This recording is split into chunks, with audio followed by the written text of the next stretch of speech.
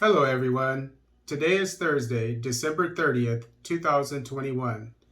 Ugandan novelist and government critic arrested. Lawyer. This is taken from French newspaper AFP.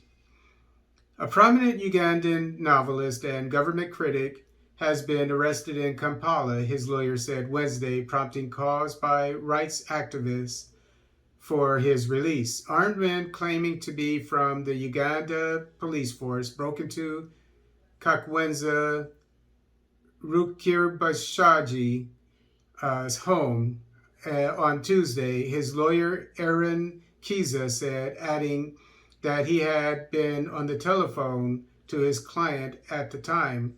I heard them threaten to break his legs, Kiza told AFP.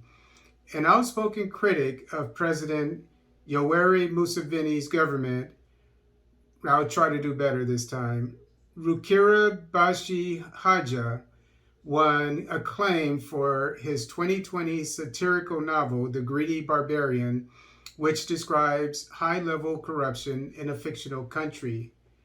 Rukira Bashaija had recently stepped up criticism of Museveni's son, Muhoozi Kainerugaba, a general who many Ugandans believe is positioning himself to take over from his 77-year-old father, calling him obese and curmudgeon. It was not immediately clear who arrested the award-winning author, who wrote on his Facebook page, "Men with guns are breaking my door. They say they're policemen but are not in uniform." There are no immediate comment from Ugandan police. There was no immediate comment. According to Kiza, witnesses saw Rukira Bashaja being bundled into a van known as a drone, which is associated with abductions of government opponents in Uganda. Rukira Bashaja was selected by the Penn Pinter Prize to win this year's International Writer of Courage Award, which is presented annually to a writer who has been persecuted for speaking out about their beliefs.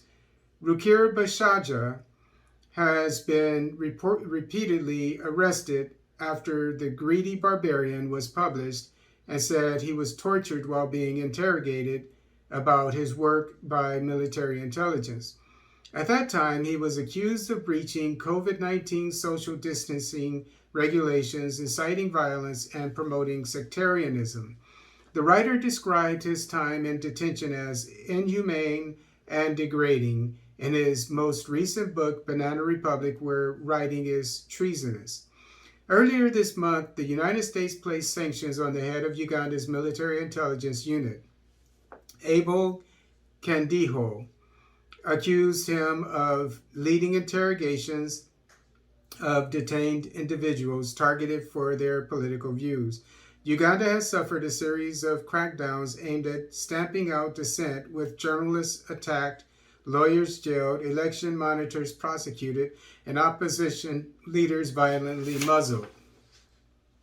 The country's best-known rights lawyer, Nicholas Opio, who fled the United States this year, criticized Rukira Bashaji, his violent, unlawful arrest, and called for his release on Twitter.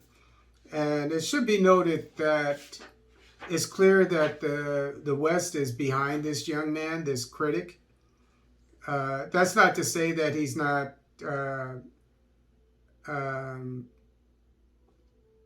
reporting what should be reported.